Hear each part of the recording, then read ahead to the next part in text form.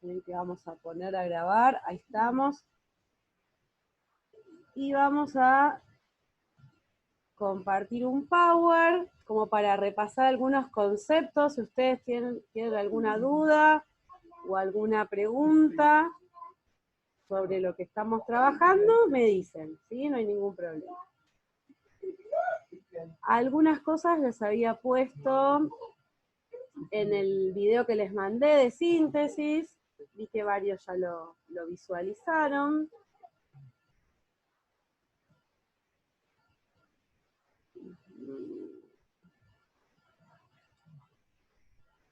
A ver. Esperen que, perdón. Quiero ver si no me quedó ninguno afuera. Y cometí el error de configurarla para que los tenga que admitir. Bueno. Arrancamos entonces y cualquier cosa queda grabada la clase. Bueno, la bibliografía, esto va a ser una clase tipo síntesis de lo que fue la unidad 1. ¿Sí? Hoy publicamos la primera clase de la unidad 2, como vieron, y entonces me pareció interesante hacer como un cierre de esta primera unidad. ¿Sí? Esperen que se pasó solo. Ahí les puse como una síntesis de lo que fue la bibliografía obligatoria. ¿Sí? ¿Qué vimos? Vimos el texto de Geertz, la educación ayer, hoy y mañana, el capítulo 1. Vimos el capítulo 1 también de Bernabé Rico. Vimos de qué hablamos cuando hablamos de pedagogía de Nervi. Y el de la semana pasada, los desafíos que plantean las trayectorias escolares de Terillo. ¿Sí? Y a partir de hoy empezamos con la unidad 2 con didáctica, que tenemos a Camilioni. Bien, haciendo un repasito rápido, habíamos visto que la sociedad, para ser una sociedad y para seguir existiendo, necesita ciertos tipos de reproducciones. ¿Sí? Habíamos hablado de reproducción biológica, ¿sí? Que significaba que necesita más nacimientos, menos muertes. ¿Sí? Si hay menos nacimientos que muertes, se va desapareciendo esa sociedad. O más muertes que nacimientos, lo mismo, ¿no? Por eso, por ejemplo, en el caso de China, hubo un gran periodo en que obligaban a las familias a tener un solo hijo, porque había una sobrepoblación. Después tuvieron que revertir esa norma porque después de muchos años siguiendo la misma norma, se va achicando la población y envejeciendo. Después está una reproducción económica, ¿sí? En donde necesito sí o sí producir alimentos, vestimenta, vivienda, ¿sí? Lo estamos viendo ahora con las actividades esenciales. No solo la salud, sino que la producción de alimentos sí o sí tiene que seguir funcionando. ¿Por qué? Porque es esencial, ¿no? Porque si no existe una reproducción económica de esa sociedad, no existe comida, no existe ropa, ¿no? O no existe vivienda, desaparece esa sociedad, ¿sí? No puede subsistir. Y por último, aunque no parece tan esencial, pero lo es, una reproducción cultural, ¿sí? ¿Por qué?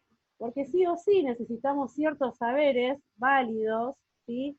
Que generan lo que es la identidad de esa sociedad, que nos hace ser esta sociedad y no otra, y si no se reproducen estos saberes, no, no podemos sobrevivir, ¿no es cierto? Como sociedad. Ahora bien, dijimos algunas características de la educación, que transmitía saberes, que era práctica, que era social, que era histórica, ¿sí? Que tenía que ver con una acción, ¿verdad? Y habíamos hablado de doble, cuidado, Cami, de doble etimología de la palabra educación. ¿Qué significa una doble etimología? Significa que parte de dos palabras base, educare y educere. Esto me dio la... Hola, esto puede parecer un poco confuso, pero tiene que ver con que la educación tiene estas dos cuestiones, aquí están saludados, tiene que ver estas dos cuestiones, con conducir, con guiar, con alimentar al otro sujeto, pero también en hacer salir, extraer, dar la luz. Es decir, por un lado lo que yo le puedo brindar y por otro potenciar lo que el otro trae consigo. ¿Se entiende? Geertz hablaba como que estas cuestiones eran como más separadas, o que no se podían relacionar, y Rico planteaba lo contrario, como que eran complementarias, ¿no? Vamos viendo que cada autor tiene como su mirada con respecto a él. Personalmente considero esta última mirada, ¿no? Que son complementarias las dos cuestiones. ¿Por qué? Porque un sujeto, y un estudiante, necesita de un andamiaje, de un acompañamiento del docente para poder crecer, avanzar, ¿sí? Y necesita al mismo tiempo que yo favorezca ese crecimiento y por otro lado que yo le brinde esos conocimientos que ese sujeto no tiene. También habíamos hablado de socialización. ¿Se acuerda alguno qué tipo de socializaciones había? ¿Alguien se acuerda? Ahí casi les echaba el PowerPoint. ¿Se acuerdan? Sí, primaria y secundaria, perdón. Estaba tratando de activar el micrófono. Ah, muy bien. Primaria y secundaria. Habíamos visto, estamos, ahora vamos a ver si nos deja, ahí está. Habíamos visto dos tipos de socializaciones, como dijo Dante, primaria y secundaria. La primaria, ¿a qué tenía que ver? ¿O a qué hacía referencia? Si recuerdan.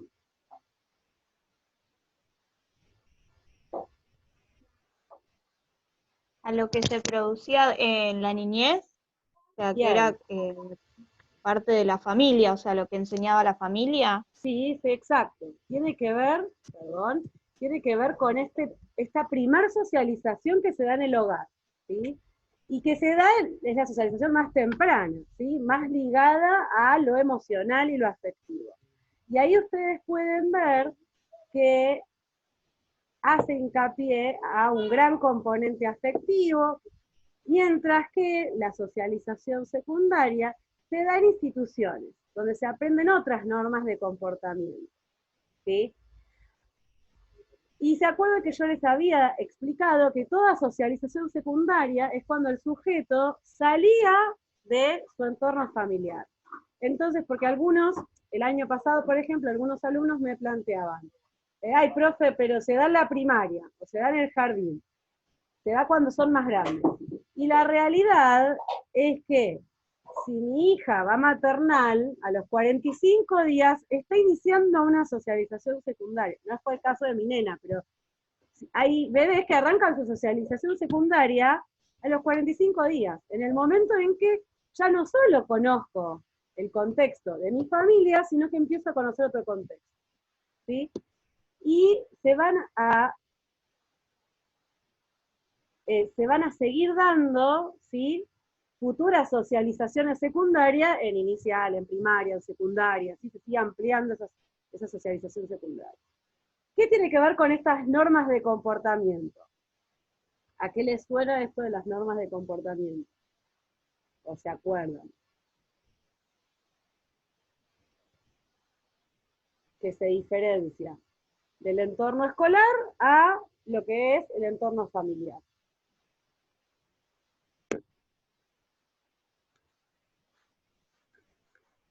¿Se acuerdan de algo?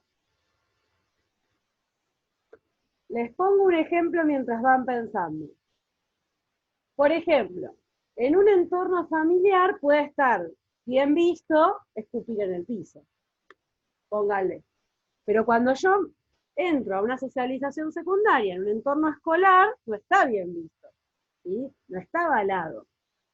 Me pasó hace muchos años, trabajando en la provincia de Misiones, me decía una una maestra, que tenían problemas con algunos nenes que no tenían, lamentablemente por los bajos recursos, un baño como el de la escuela, usaban letrina afuera, en un pozo. Entonces el nene estaba acostumbrado a hacer sus necesidades en el piso. Y cuando llegaba a la escuela le pasaba lo mismo. Entonces había como un quiebre entre lo que eran las costumbres de esa socialización primaria con lo que pretendía esa socialización secundaria que es la escuela. Nos puede pasar con el vocabulario, nos puede pasar con millones de cosas, ¿no? Pero lo interesante es entender que esto existe y que en lugar de decir, ay, este nene no sabe nada o este adolescente es un bruto, no. entender que viene con otros códigos y que yo le tengo que enseñar estos nuevos códigos de este nuevo entorno al cual se suma. Ustedes ahora están teniendo otra socialización secundaria que es el de un instituto superior. Y claramente tienen algunos conocimientos, pero hay códigos específicos de lo que es la educación superior que los van adquiriendo ahora, ¿sí? Que tienen que ver con la alfabetización académica, ¿verdad? Bueno, esto tiene que ver con justamente que van nuevos códigos de comportamiento que vamos adquiriendo. Ni que hablar con esto de dar clases así por videoconferencia, ¿no? Nuevos códigos que vamos aprendiendo todos. Y que tiene que ver con estas nuevas socializaciones que vamos generando. Bien, a ver si podemos avanzar un poquito. Algo que, esta filmina no la tenían ustedes en el repaso anterior porque se me había pasado, pero algo que costó bastante en los trabajos prácticos. O sea que vi como recurrente que hubo algunos malos entendidos. Entonces me pareció interesante refrescarlo. Algunos de ustedes transmitían, porque es la idea generalizada, que educación es igual que escuela, igual que escolarización. Y no es así, ¿sí? Educación es educación, y es más amplio. Es toda situación educativa, ¿sí? Donde alguien enseña y alguien aprende. Y por eso, cuando hablábamos de educación intergeneracional e intrageneracional.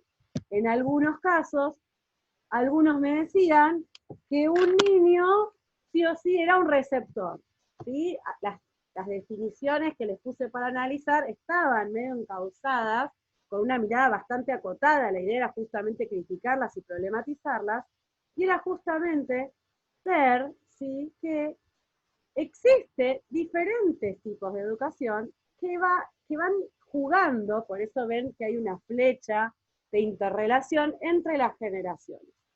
¿Qué significa intergeneracional? Cuando dos personas de dos generaciones diferentes, una enseña y otra aprende. Pero esto no significa que sí o sí el adulto es el que enseña y el niño es el que aprende. Entonces algunos empezaron como a mirar y a pensar, claro, sí, existen, perdón, no sé por qué se pasa así.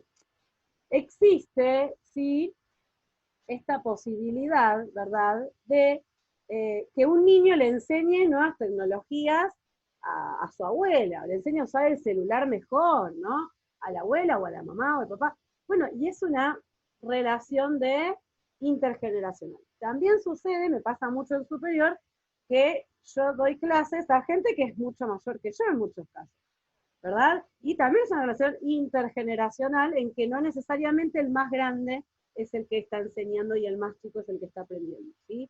Siempre hay una relación de asimetría en la educación, en donde hay uno que sabe algo que el otro ignora. Por eso se da este espacio de enseñanza, ¿sí? Puede ser usar el celular, puede ser a cocinar, puede ser cualquier situación de enseñar, ¿sí? Y también una educación intrageneracional, que se da dentro de la misma generación. Ahí hay dos nenes, por ejemplo, en la imagen, que están como aprendiendo juntos, ¿no? Uno le está mostrando al otro cómo acceder a un juego. Ahora, esto sucede cuando ustedes, por ejemplo, le pasan la información a un compañero, le explican, le aclaran, ¿sí? Y es importante que nosotros entendamos entonces que hay muchos procesos que se dan de educativos y que dentro del aula se van a ir dando estas dos cuestiones. Se va a ir dando el proceso en donde yo voy a ayudar a construir el conocimiento de mis alumnos, pero también se va a dar esta relación horizontal donde mis alumnos se van a ir acompañando y muchas veces el alumno entiende más lo que le explica el par que lo que le explicó el docente, ¿sí? Porque tiene el mismo código, el mismo idioma. Entonces es interesante poder aprovechar esta posibilidad de educación intrageneracional y saber que existe, ¿sí? No omitirla o no anularla, sino generar espacios de relación, de trabajo en grupo, ¿cierto? Bien, habíamos visto, sí, que Geertz hablaba de educación formal y no formal. Ella hablaba solamente de educación formal como dentro de una institución escolar y de no formal como procesos educativos que suceden fuera de la escuela.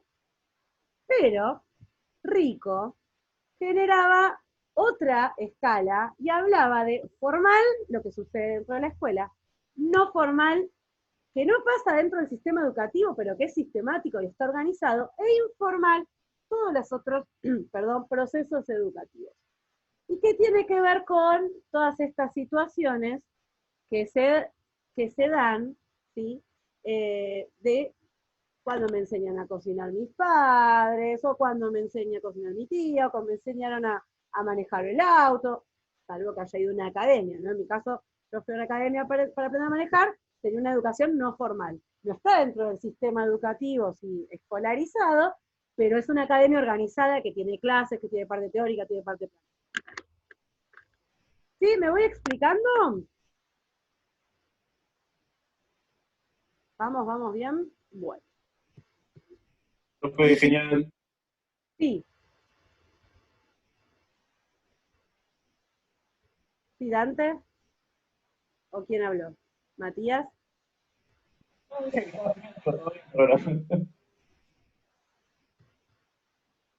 No se estaría escuchando. Como que se bloqueó. Digo que está todo genial, está perfecto, se entendió todo. Buenísimo, bueno, mejor así. Perdón. Bien. Sí, yo voy preguntando como, vieron que nos falta el feedback de ver las caritas, de ver cómo van las caras de ustedes, entonces, bueno, uno necesita esa retroalimentación para saber si entendieron algo, no entendieron nada, o vamos encaminados. Bien. Algo que estamos empezando a ver ahora también en la segunda unidad, ¿sí? Es que estamos trabajando dos ciencias de la educación, ¿cierto? La pedagogía y la didáctica. La pedagogía trabaja lo que es el hecho educativo complejo, ¿sí? Todo el hecho educativo, es decir, todas las formas de educación, que hablábamos hace un rato, todas las características, ¿sí? Que pueda tener la educación, ¿sí? Y dentro de ese hecho educativo complejo, planteaba Nervi que existen dos posicionamientos, uno técnico y uno científico, que ahora un ratito lo desarrollamos. Y la didáctica, en vez de ocuparse de todo lo que es educación, ¿sí? La pedagogía quizás se va a ocupar de lo edilicio, o sea, de un montón de otras cuestiones, ¿sí? De la política educativa, de muchas cosas, y la didáctica se va a acotar, ¿sí? A lo que es la enseñanza, pura y exclusivamente, ¿sí? La pedagogía se va a ocupar también de lo que es el rol docente, y un montón de cosas que ustedes van a ver en práctica, ¿verdad? Pero la didáctica va a ser más chiquito, ¿sí? Su zoom, y va a mirar específicamente lo que es la enseñanza. Y lo que planteaba, que nada, esto se los dejo a nota informativa, porque es lo que van a arrancar a leer de la clase de hoy, se divide la didáctica, se puede dividir en didáctica general y didácticas específicas. La didáctica general es la que habla de la enseñanza en general, y habla del currículum en general, ¿sí? Y evaluación en general, y la didáctica específica, ¿sí? Me habla con ciertas características, por ejemplo, didáctica de nivel inicial, de nivel primario, de nivel secundario, o didáctica por áreas, didáctica de biología, didáctica de física, didáctica de química. Ustedes van a transitar por ciertos conocimientos de estas didácticas a lo largo de la carrera, justamente. Pero bueno, nos metemos en lo que era pedagogía, que era lo que era el marco de esta unidad número 1, y hablábamos de que esta pedagogía, ¿sí? Apunta a la reflexión, a la investigación, a la experimentación y a la puesta en práctica, ¿sí? La didáctica también va a hablar de esta reflexión-acción, ¿sí? Todo el tiempo estas ciencias van a trabajar, ¿sí? Por eso en algún tiempo histórico no se las consideraba ciencias, porque eran muy prácticas, ¿sí? Pero justamente lo importante de entender la pedagogía como ciencia es que se investiga sobre lo que la educación, yo investigo, averiguo, descubro qué investigó otro, para mejorar mi clase, para mejorar mi escuela, para mejorar la institución, ¿sí? No es que me siento y solo pienso yo solito en soledad, sino que miro, investigo, algo no me funciona, bueno, busco a quién más le pasó esto, ¿sí? ¿Desde qué lugar lo pensaron? ¿Qué estrategias utilizaron? ¿Sí? Y vuelvo a aplicar y pruebo otra estrategia. Modifico un programa para mí, o un proyecto, o una manera, una metodología para mi clase. Con respecto a los paradigmas de la pedagogía, habíamos visto dos paradigmas. Uno el técnico y uno el científico. Y habíamos dicho, ustedes perdón, saben que en lo que es la pedagogía se van a llamar así, en lo que es la didáctica se van a llamar diferente, pero como para que ustedes tengan una idea.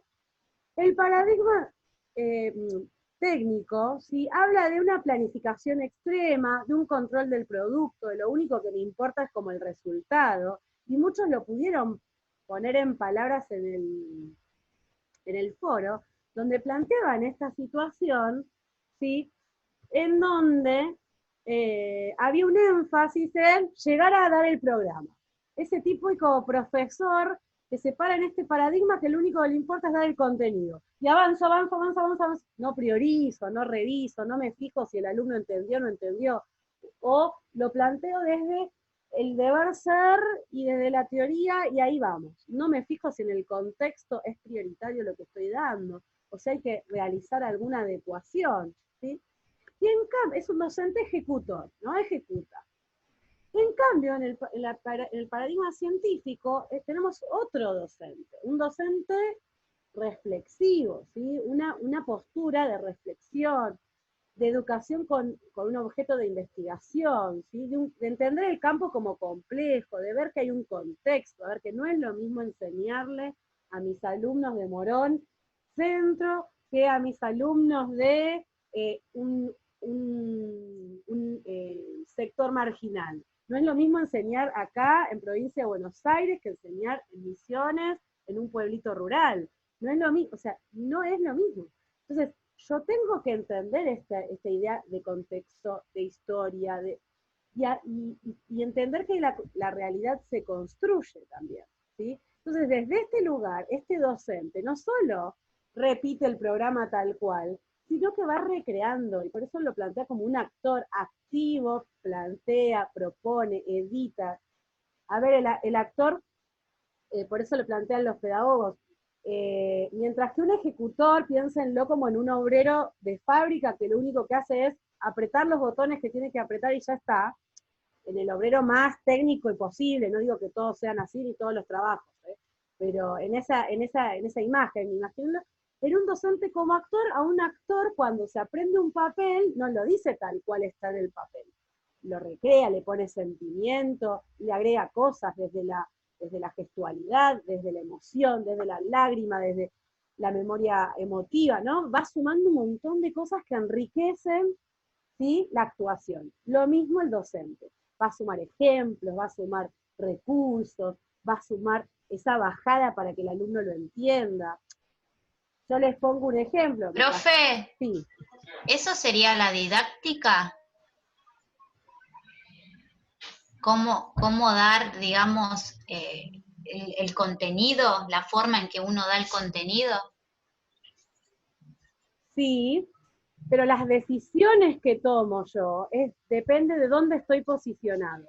O sea, si la enseñanza lo va a trabajar la didáctica, pero desde dónde yo me posiciono va a ser que yo decida qué camino voy a tomar, ¿sí? Y la pedagogía lo va a estudiar desde este lugar.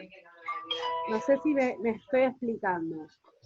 Claro, porque como que no entiendo bien en qué diferenciar pedagogía y didáctica, porque en lo que tenemos que armar el video dice armar un video de didáctica. Sí. Entonces yo me estaba fijándome en lo que usted está caracterizando de cada uno, y yo digo, bueno, debe ser un video, por ahí se podría hacer también, por ejemplo, chicos que vienen del campo y uno le habla de, no sé, de tal tecnología, por ejemplo. Entonces no está utilizando la didáctica porque ellos no saben de eso. O sea, tengo que buscar la forma de cómo explicarle y que ellos puedan entender lo que yo quiero. Claro, o sea, no necesariamente, no significa que no, lo que pasa es que no me quiero adelantar, pero Ok, no, yo porque me estaba imaginando. No, pero para que te entiendas lo que voy. Cuando hablamos de pedagogía, ay, gracias. Parece que Zoom nos eliminó el límite de tiempo y nos da un ratito más. ¿Qué les estaba diciendo? Perdón, me fui. No. Volviendo inicialmente. Yo sé que les va a sonar difícil de entender, pero les explico lo siguiente. No son compartimentos estancos, la pedagogía y la didáctica.